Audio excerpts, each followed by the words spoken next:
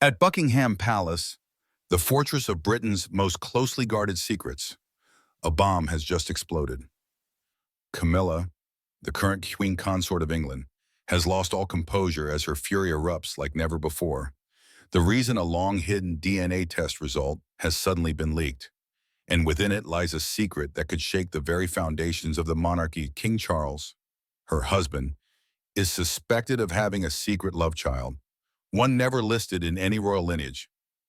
Who is behind this shocking revelation? Why did the DNA results surface at such a sensitive moment? And the most terrifying question of all, if the child truly is Charles's, can the throne still stand firm? What will become of Camilla's marriage, a love she waited a lifetime for? We will peel back each layer of this mystery, follow the trail of DNA evidence, uncover the identity of the alleged secret child, and witness the fury of a queen who feels betrayed. This isn't just a love story. It's a battle for honor, power, and truth. It all began with a single envelope, no royal seal, no crest, no insignia, just a plain white package, quietly slipped through the back gates of Clarence's house on a rain-soaked evening. Inside, a handwritten letter, calm and calculated. No threats, no demands, just one devastating declaration that could bring the monarchy to its knees. I believe I am the biological child of King Charles III, DNA evidence enclosed. For decades, the British public has whispered about royal secrets, affairs, betrayals, hidden heirs. Some rumors faded, others grew more dangerous with time, but absolutely nothing could have prepared Buckingham Palace for the storm unleashed by that one letter. This wasn't idle speculation. This wasn't some fame-hungry imposter angling for 15 minutes of tabloid glory. This was science, documented, verified. A full DNA profile from a certified European genetics lab, precise, clinical, irrefutable. The result, a 99.9% match, not to Prince William, not to Prince Harry, but to King Charles himself. The palace went into full lockdown. Press offices were silenced. Internal emails scrubbed. Legal teams activated within hours. But it was too late. The news had escaped. And what made this scandal uniquely explosive wasn't just the DNA, it was the timing. With Charles still adjusting to his reign and Queen Camilla desperately clinging to public legitimacy, the reveal of a secret child conceived before even Diana threatened to unravel it all. And at the heart of this chaos stood Camilla. For decades, she clawed her way from mistress to monarch, fighting public hatred in royal tradition. But this was betrayal beyond betrayal. Not only had Charles loved another, but he fathered a child with her. A child who was now grown, impossibly holding a claim, not just to the throne, but to the story, the legacy, the name. Behind palace walls, chaos reigned. Screaming matches, heirlooms shattered. Legal threats are hurled. And the most deafening silence of all came from King Charles himself, silent, as if he remembered, as if he knew, as if the rumors were never rumors at all. The monarchy has weathered scandals before, but this one, this is personal. This is blood. And Camilla, furious, humiliated, and cornered, is ready to explode. Royal scandals are nothing new. For generations, the House of Windsor has tiptoed through whispered affairs, clandestine rendezvous, and love letters hidden in palace walls. But few rumors have clung to the crown as stubbornly or as silently as the one about King Charles's other great love, the one before Camilla. The world knows the tragic fairy tale of Charles and Diana, the forbidden romance that led to Camilla's eventual coronation. But few dare whisper the name of the woman who came first. Her name was Lady Sarah Keiel. Never photographed with Charles, never interviewed, never courted titles. But she was there. In the late 1970s, long before royal obligations forced Charles toward marriage, Sarah was a striking aristocrat, sharp, composed, discreet. She moved in the same elite circles, attending diplomatic dinners, horse races, and art galas. Friends remember her as graceful, clever, always 3 steps ahead. Charles felt safe in her quiet intelligence and poise. At the time, Camilla had just married Andrew Parker Bowles, and Diana was still a teenager. Charles, 30 and restless, faced pressure to settle down, have children, and choose a proper bride. But what he wanted was Sarah. Insiders say their romance lasted over 2 years, with quiet weekends at Balmoral, late-night calls channeled through trusted aides, and a rumored trip to Italy in 1979 under the pretense of foreign relations. There were even reports of a planned engagement, abruptly canceled after Queen Elizabeth reportedly deemed Sarah too emotionally sharp to be molded into a royal bride. With that, she vanished from the royal radar. No scandal, no public fallout.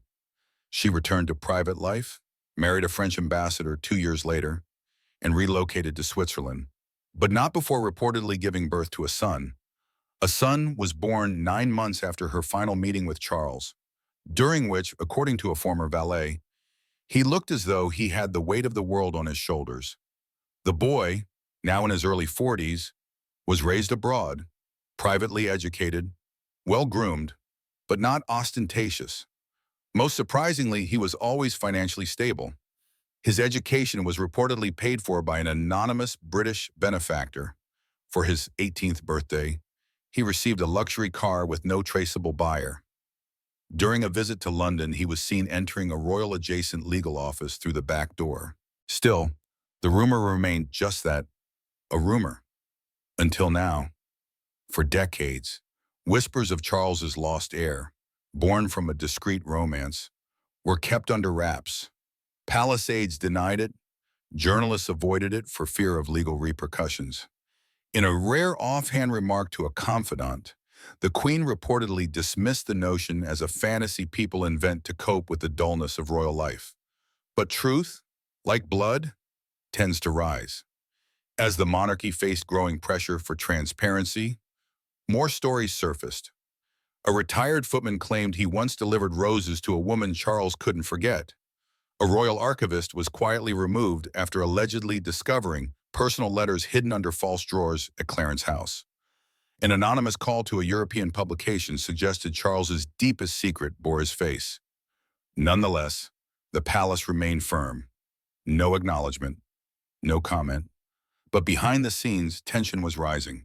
Camilla, whose jealousy is well documented, reportedly banned Charles from discussing Sarah in private. When asked by a close aide if he had ever fathered a child before Diana, Charles reportedly turned pale.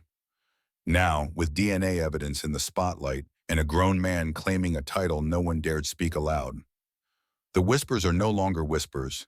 They are knocking on the gates of Buckingham Palace, and Camilla will hear them loud and clear. His name is not in history books. You won't find dazzling magazine covers with his infant photographs.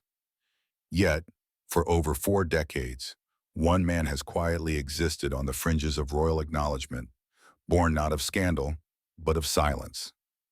Meet Sebastian David Keiel, whose life is a paradox, public yet hidden, privileged yet invisible, possibly the unacknowledged son of King Charles III.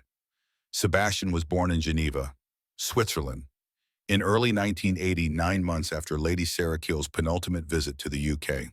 His birth certificate lists no father. His mother, noble by ancestry but notoriously private, declined interviews and moved to a countryside estate outside Lausanne, away from prying eyes. From the start, his life was unusual. A family trust funded his childhood education, which began at an upscale Montessori institute and continued at a private British boarding school. His teachers described him as polished, well-spoken, intensely curious, and eerily mature. One noted he had the poise of someone raised for the public eye, but without the public. Then there was his face, sharp cheekbones, close-set eyes, a profile that bore a striking resemblance to Charles in his early years. It wasn't subtle, it was striking. A teacher once remarked, "If I didn't know better, I'd say you're straight out of Sandringham." Sebastian simply grinned. In his early 20s, he moved to London, not to party, model, or seek celebrity, but to quietly enroll at King's College London to study international law. No social media, no flashy cars, yet everything was paid for. Those close to him were surprised by his financial support. According to a former flatmate, he never discussed where the money came from, but it was always there: tuition, rent, even custom tailoring, as if he had a shadow sponsor. Recently released financial documents reveal the sponsor was a shell trust affiliated with a private royal law office, the same firm that once managed Charles's Duchy of Cornwall estate. Coincidence, perhaps? Then came the sightings. Sebastian was spotted near Clarence House on several occasions, but never via the front entrance, never announced, always at night. Former employees said he was rushed in and out the back, no press, no record. A veteran chauffeur recalled a tense exchange where a senior official warned, "If she ever finds out he's still in contact with Charles, it'll be World War II." She, of course, was Camilla. Sebastian has never spoken publicly. No interviews, no lawsuits. But those close to him claim he always knew the truth. A childhood friend recalled him opening a faded envelope at 16 and whispering, "Everything I thought I knew about myself is a lie." Still, he stayed silent. Until now. What changed according to sources? It was Charles's recent coronation. Watching the man he believed to be his father inherit the throne while pretending he didn't exist broke something within him. Sebastian began secretly seeking legal advice. After exchanging DNA samples and receiving lab results, the reality became evident: a 9.9% match with King Charles III. Yet the palace does not mention his name. His existence remains unacknowledged. But the evidence is out, and the world is watching. No matter how hard you try to hide a secret, it eventually grows up and knocks at your palace door. The British monarchy has always relied on discretion, secrecy, and precise timing. But no amount of palace protocol could prepare them for what arrived via courier. One brisk morning at a private legal office in Mayfair, a sealed genetic report with certified documentation, independent laboratory approval, and a devastating conclusion. King Charles III was the biological father of a 44-year-old man the monarchy has never publicly recognized. Sebastian David Keiel, the claimed love child of Charles and Lady Sarah Keiel, began discreetly seeking answers months ago. Friends say he carried the weight of the unknown for decades, raising suspicions but never finding clarity. Advised to remain quiet, humble, and not ask too many questions, he complied until Charles's coronation. He couldn't take it anymore. A confidant revealed that watching the man he believed to be his father wear the crown while acting as if he didn't exist felt like a deep, almost spiritual betrayal. Sebastian contacted a renowned European genetic testing agency in Switzerland, known for its confidentiality with high-profile clients, royals, millionaires, and politicians. The process was straightforward, but the consequences were explosive. To determine paternity, the agency required DNA samples from both Sebastian and Charles. Here, the story takes a dramatic turn. A former butler with quiet sympathies, now in palace maintenance, provided a hair sample from King Charles, carefully extracted from a recently used travel comb. The chain of custody was secure, legally solid, and confirmed by two third-party witnesses. Sebastian's sample was collected under strict laboratory monitoring.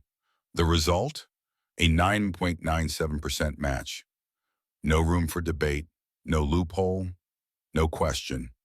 Sebastian was not a pretender or deluded, scientifically.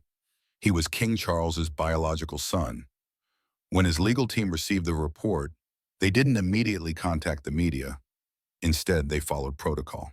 A secret letter was sent to Clarence House, addressed directly to King Charles, including a copy of the DNA report, a brief statement from Sebastian, and a simple request: "I don't want a title.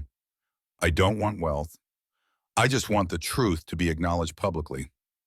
According to insiders, the palace launched immediate damage control.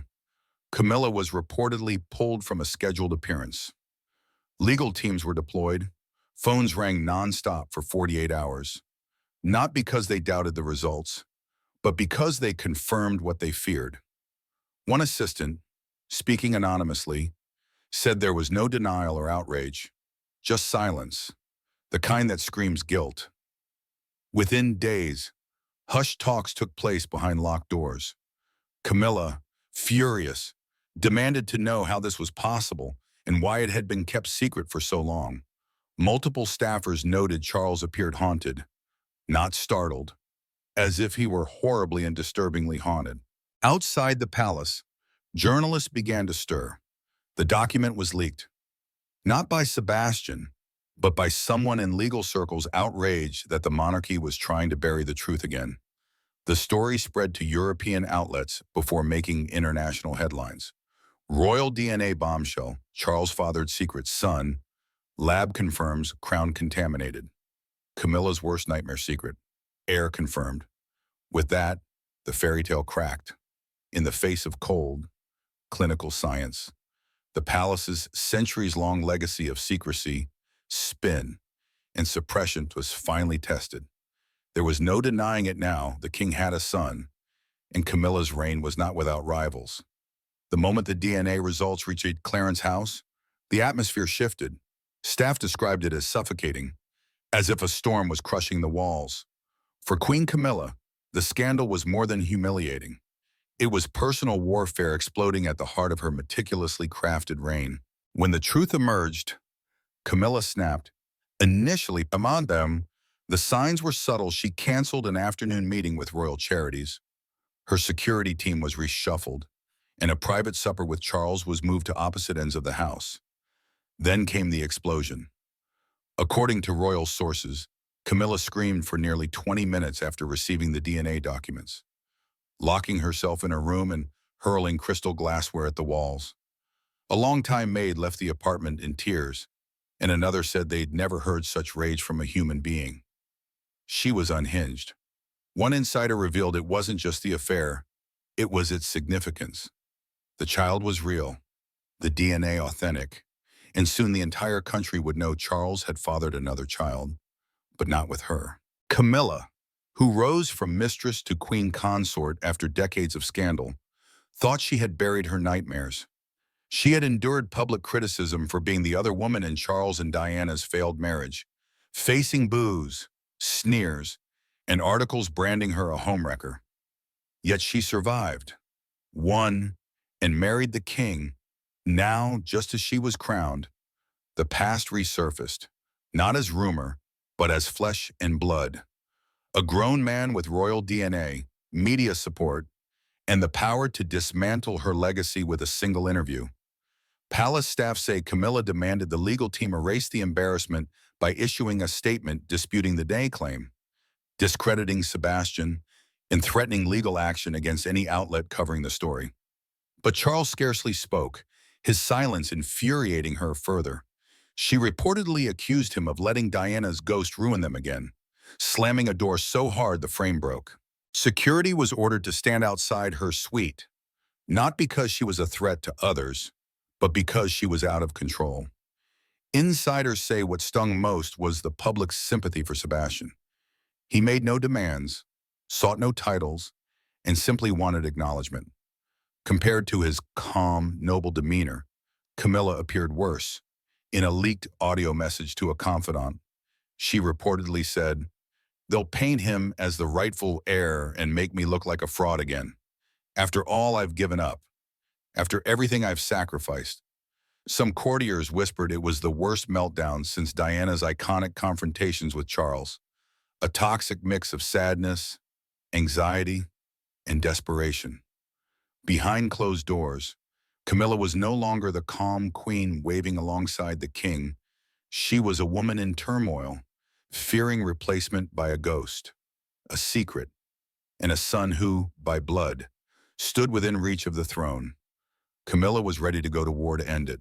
While Clarence House was in chaos and Camilla's rage echoed behind closed doors, Prince William and Princess Catherine remained calm, not just for the cameras, but for the monarchy's future.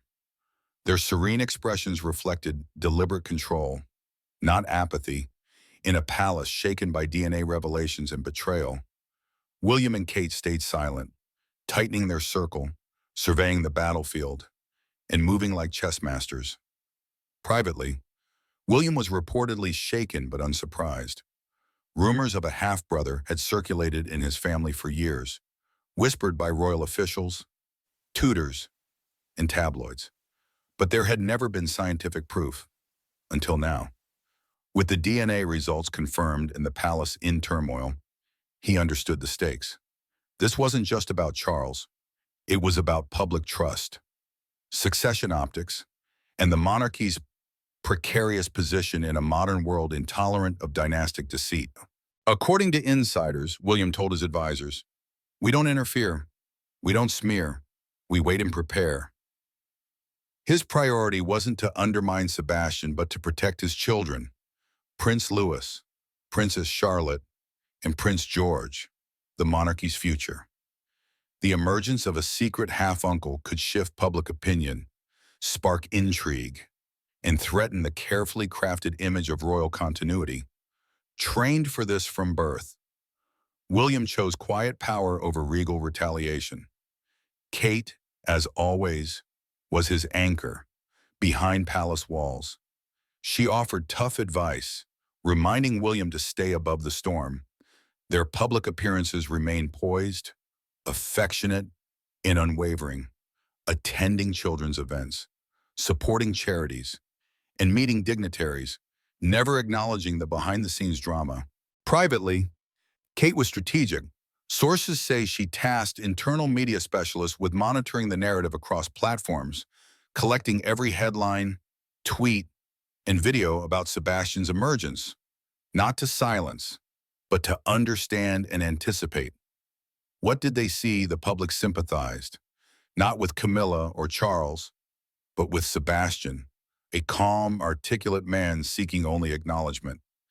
As calls for a public statement from Buckingham Palace grew louder, some speculated William might reach out to Sebastian directly. Others believed he was waiting to see if Charles would speak or let the silence consume them all.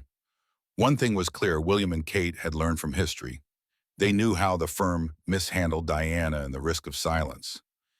They weren't about to repeat those mistakes.